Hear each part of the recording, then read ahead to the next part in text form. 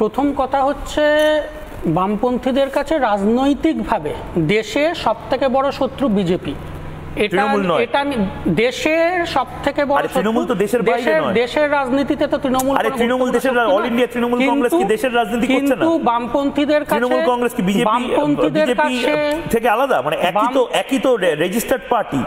মানে আপনি কি বলছেন যে তৃণমূল আর বিজেপি এক? যেটা আমি তো বলছি সিপিএম তৃণমূল বিজেপি সব এক। তার কারণ হচ্ছে ভারতবর্ষের ইলেকশন কমিশনের রেজিস্টার্ড পার্টি এগুলো বাংলাদেশের আওয়ামী লীগের মতন বাংলাদেশের পার্টি নয়। সেটা বলতেই পারেন, কারণ সবথেকে বেশি তো বিজেপির সাথে একসাথে তো সরকার চালিয়েছে বা জোট করেছে, একসাথে নির্বাচন লড়েছে, একসাথে মন্ত্রিসভা শেয়ার করেছে তো তৃণমূলই। আরএসএস এর নেতা এখানে বসে আছেন, আরএসএস তো মমতা ব্যানার্জিকে দুর্গা মনে করেছেন। সুতরাং তৃণমূল বিজেপি যে এক, যেটা আমরা বলি সেটা আপনি কিন্তু এখনো আমি একটা কথা বুঝলাম না, যে ভারতে তোমাদের শত্রু হচ্ছে বিজেপি, দেশের রাজনীতিতে সব থেকে বড় শত্রু বিজেপি, এটা বামপন্থীরা মনে করে। সুতরাং বিধানসভা ভোটে নরেন্দ্র মোদীকে হারানো যাবে, আমি বলিনি ময়ূক, তার মানে তোমরা তৃণমূলকে ট্যাসিট আন্ডারস্ট্যান্ডিং এ জেতাতে চাও। আমি বলিনি ময়ূকদা। সুতরাং রাজ্যে বিধানসভা ভোটে এই তৃণমূল বিগত বছরগুলোতে যে স্তরের প্রাতিষ্ঠানিক দুর্নীতি করেছে, বাংলার ভবিষ্যৎ প্রজন্মের বা এই আজকের যে ইয়ং জেনারেশন তাদের ভবিষ্যৎ যেভাবে ধ্বংস করেছে, সুতরাং রাজ্যকে বাঁচাতে গেলে, রাজ্যের মানুষকে, রাজ্যের ইয়ং জেনারেশনকে বাঁচাতে গেলে তৃণমূলকে 26-এ সরাতেই হবে। কিন্তু একই সাথে প্রচন্ড কেয়ারফুল থাকতে হবে যাতে কোনোভাবেই বিজেপির মতো শক্তি, যারা আমাদের রাজ্যে কোনোদিন ক্ষমতায় আসেনি, আমাদের রাজ্যের মানুষ কোনোদিন ভাবতে পারেনি যে এই রাজ্যে বিজেপি ক্ষমতায় আসতে পারে, সেই রকম একটা ভয়ঙ্কর শক্তি আরএসএস বিজেপি যাতে আমাদের রাজ্যে এই তৃণমূলের বিরুদ্ধে যে ইনকামবেন্সি, তৃণমূলের বিরুদ্ধে যে মানুষের যে ব্যাপক মত, তার সুবিধা নিয়ে কোনোভাবে যাতে আমাদের রাজ্যে বিজেপির মতো শক্তি ক্ষমতায় না আসতে পারে, সেটা আমাদের কেয়ার। আমি একটা প্রশ্ন করব, আরএসএস এর কে মমতা ব্যানার্জিকে দুর্গা বলেছিলেন? আরএসএস এর নেতারাই বলতেন, এবং আরএসএস এর যে আপনাদের যে পত্রিকা, আরএসএস এর আপনাদের পত্রিকাতেই তো মমতা বন্দ্যোপাধ্যায়কে দুর্গা বলা হয়েছিল, কোনো পত্রিকায় বেরোয়নি। দ্বিতীয়ত আরএসএস এর পদাধিকারী কেউ বলেননি আরএসএস এর একটা অনুষ্ঠানে। আমি সেটা জিজ্ঞেস করি কে বলেছিলেন। আমি অনুরোধ করবো, অনুষ্ঠানে যেটা বলছেন বলুন।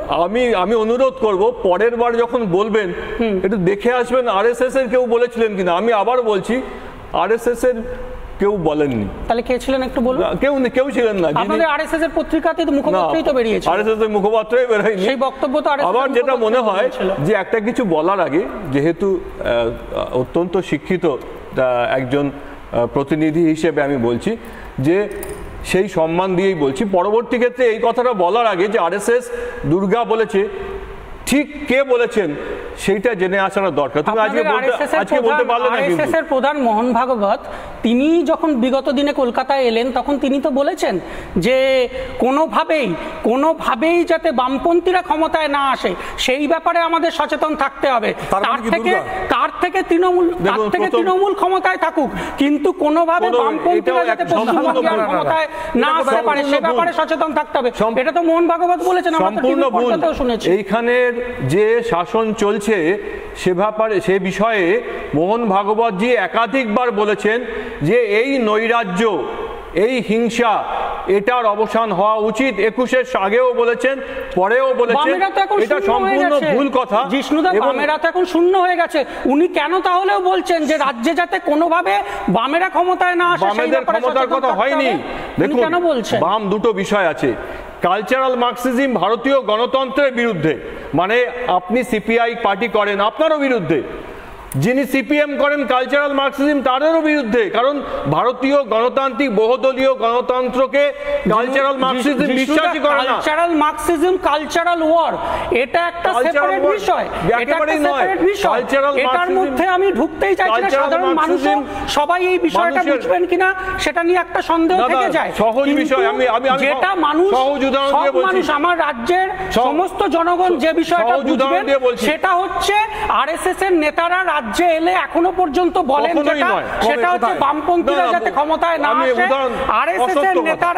আরএসএস এর নেতারা বরাবর বলে এসছেন যে মমতা বন্দ্যোপাধ্যায়ের সাথে সুসম্পর্কের কথা, এবং আজকে এত বড় দুর্নীতি মমতা বন্দ্যোপাধ্যায়, অভিষেক বন্দ্যোপাধ্যায় তারা জড়িত, এটা রাজ্যের সমস্ত মানুষ বলার পরেও আজকে যে আরএসএস এর হাত মমতা বন্দ্যোপাধ্যায়ের মাথার উপর আছে বলেই আজকে মমতা বন্দ্যোপাধ্যায়কে এসএসসি দুর্নীতিতে জিজ্ঞাসাবাদ পর্যন্ত করা হলো না।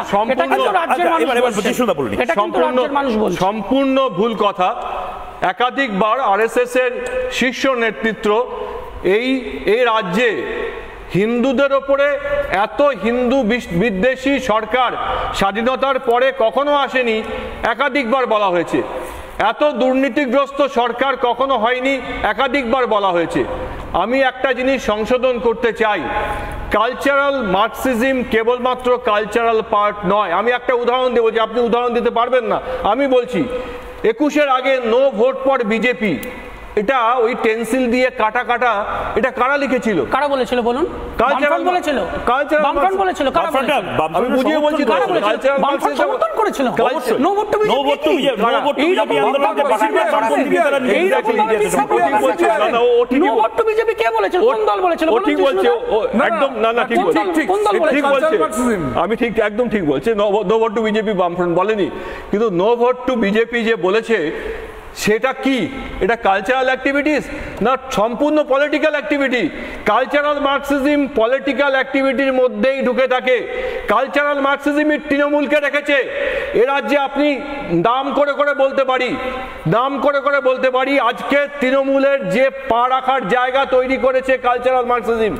তার কারণ রাজনৈতিক ক্ষেত্রে সিপিআই বা সিপিএম এর মতো রাজনৈতিক দল যারা ভারতীয় গণতন্ত্রকে বিশ্বাস করে তারা এখানে যাতে শূন্য হয়ে যায়, আর তৃণমূলের মতো দল যারা এই কালচারাল হেজিমনিকে রাখবে তাদেরকে স্থাপন করার জন্য যদি সবচেয়ে বেশি কাজ করে থাকে কালচারাল মার্কসিজম। আপনি ঠিক বলছেন, আপনি বলছেন কালচারাল মার্কসিজমকে প্রতিহত বা পরাস্ত করাটা এখন সবচেয়ে বড় কর্তব্য এই মুহূর্তে। সবচেয়ে বড় কর্তব্য হচ্ছে বিজেপিকে পরাস্ত করা, সবচেয়ে বড় দেশ থেকে বিজেপিকে তাড়ানো। আমরা হ্যাঁ এক্স্যাক্টলি সবথেকে বড় কর্তব্য। সেই কাজে তৃণমূল দেশ বাঁচাতে গেলে দেশের সংস্কৃতি, দেশের ঐতিহ্য, দেশের মানুষ তাদেরকে বাঁচাতে গেলে বিজেপিকে তাড়ানো। তার জন্যই সিপিআই এবং সিপিএম থেকে বড় ভোট কেটে তৃণমূলকে সহযোগিতা করছে। আপনি ঠিক বললেন। এবং বিজেপিকে হারানোর জন্য বিজেপি না থাকলে মাথার উপর আজকে মমতা বন্দ্যোপাধ্যায় গ্রেফতার হয়ে যেতেন, অভিষেক বন্দ্যোপাধ্যায় বিজেপিকে হারানোর জন্য আপনারা আজকে তৃণমূলের নেতা মন্ত্রীদের শাস্তি নিশ্চিত করতে গেলে রাজ্য থেকে আরএসএস বিজেপিকে তাড়াতে হবে। আরএসএস এর হাত মাথার উপর আছে বলে মমতা বন্দ্যোপাধ্যায়, অভিষেক বন্দ্যোপাধ্যায় তাদের বিরুদ্ধে কোনো ব্যবস্থা। আজকে